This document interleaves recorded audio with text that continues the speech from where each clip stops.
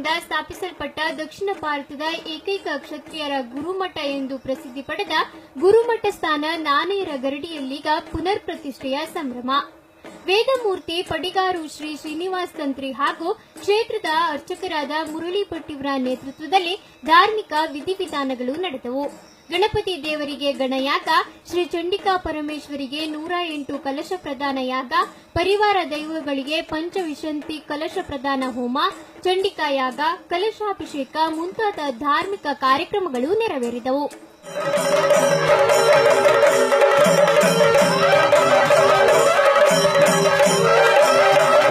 ನನಗೆ ಈ ನಾಣ್ಯದ ಗರಡಿ ವಿಷಯದಲ್ಲಿ ಹೇಳುವುದಾದರೆ 1841ರಿಂದ 1960ರವರೆಗೆ ಈ ಸ್ಥಳದಲ್ಲಿ 7 ಮಂದಿ ನಾಣ್ಯರಿಗೆ ಪಟ್ಟಾಭಿಷೇಕ ಈ ಜಾಗದಲ್ಲಿ ಆಗಿದೆ. ಅದು ಬಿಟ್ಟು ಇದು ನಾಣ್ಯ ಗರಡಿ ಅಂದರೆ ಯಶವಾಸಿ ಅಂದರೆ ದಕ್ಷಿಣ ಕನ್ನಡದಲ್ಲಿಯೇ ಒಂದು ಯಶವಾಸಿ ಅಂತ ಇತಿಹಾಸಬದ್ಧ ಒಂದು ಮನೆತನ ಇದು. ಅದರಲ್ಲಿ ಕೂಡ ಕೋಟಿ ಜನರು ಇಲ್ಲಿ 14 ವರ್ಷ ಅವರ ವಿದ್ಯಾಭ್ಯಾಸವನ್ನು ಮಾಡಿ ಇಲ್ಲಿಂದ ಮತ್ತೊಂದು ಬದಿಯ ಗರಡಿಗೆ ಹೋಗಿ ಅವರ ಮುಂದಿನ ಕೆಲಸವನ್ನು ಮಾಡಿದ್ದಾರೆ. ಒಂದು ಮೂರ್ತಿಯನ್ನು ಶಿಲ್ಪಿ ಕೆತ್ತಿ ಉಳಿಯಲ್ಲಿ ಕೆತ್ತಿ ಅದನ್ನು ಸುಂದರ ರೂಪಿಸುತ್ತಿರ್ತಾನೆ. ಹಾಗೆ ನನಗೆ ಕೂಡ ಇಲ್ಲಿ ಈ ದೇವರ ಪ್ರೇರಣೆಯಿಂದ ನನ್ನನ್ನು ಈ ದೇವರೇ ಕೆತ್ತಿ ಒಳ್ಳೆಯ ಒಂದು ಮನುಷ್ಯನಾಗಿ ಮಾಡಿದ ಒಂದು ಕೃತಜ್ಞತೆ ಈ ಜಾಗದಲ್ಲಿ ನನಗೆ ಸಿಕ್ಕಿದೆ. ಅದಕ್ಕೆ ಆಗಿ ನಾನು ತುಂಬಾ ಈ ದೇವರಿಗೆ ಸಾಷ್ಟಾಂಗ ನಮಸ್ಕಾರ ನನಗೆ ಅಷ್ಟೊಂದು ಹೇಳಿ. 3 ದಿನಗಳ ಕಾಲ ನಡೆದ ಧಾರ್ಮಿಕ ಕಾರ್ಯಕ್ರಮಗಳ ಬಳಿಕ ಸಮಾರೋಪ ಕಾರ್ಯಕ್ರಮದ ಧಾರ್ಮಿಕ ಸಭಾ ಕಾರ್ಯಕ್ರಮ ನೆರವೇರಿತು.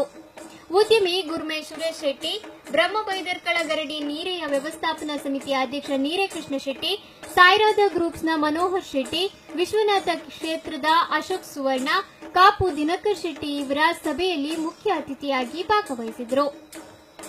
ಕಾಪು ಶಾಸಕ ವಿನಯ್ ಕುಮಾರ್ ಸುರಕೆ ಕಾರ್ಯಕ್ರಮಕ್ಕೆ ಶುಭ ಹಾರೈಸಿದರು. ಜೀರ್ಣೋದ್ಧಾರ ಸಮಿತಿಯ ಗೌರವಾಧ್ಯಕ್ಷ ಬಾಲಕೃಷ್ಣ ನಾಣಯ್ಯ, ಅಧ್ಯಕ್ಷ ಡಿ ಜಯರಾಜ್ ಹೆಗಡೆ ಹಾಗೂ ನಾಣೆಯರ ಗರಡಿಯ ಕುಟುಂಬಸ್ಥರ ಉಪಸ್ಥಿತಿಯಲ್ಲಿ ಕಾರ್ಯಕ್ರಮ ಸಾಂಗವಾಗಿ ನೆರವೇರಿತು.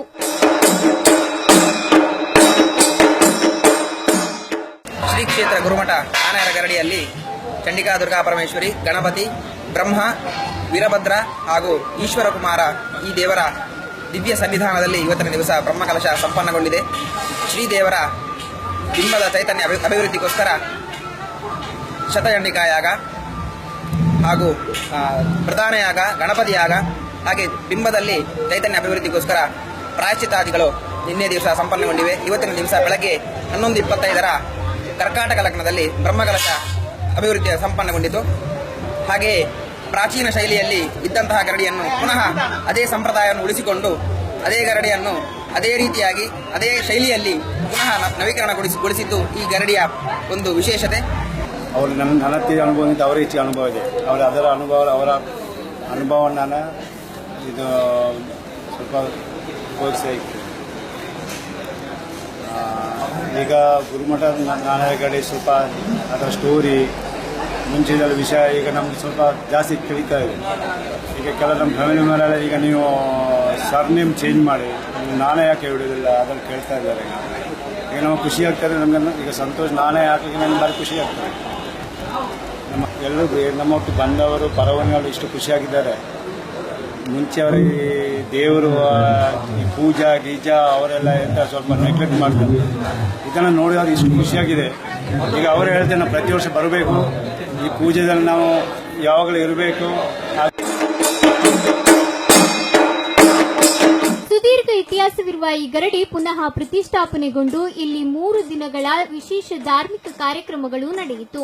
ನಾಣೆಯರ ಕುಟುಂಬಿಕರ ಪುರಾತನ ಸಾನ್ನಿಧ್ಯದ ಪುನರುತ್ಥಾನದ ಕನಸು ನನಸಾಯಿತು. ಪ್ರಮೋದ್ ಸುವರ್ಣ, ಸ್ಪಂದನ ನ್ಯೂಸ್, ಕಟ್ಪಾಡಿ.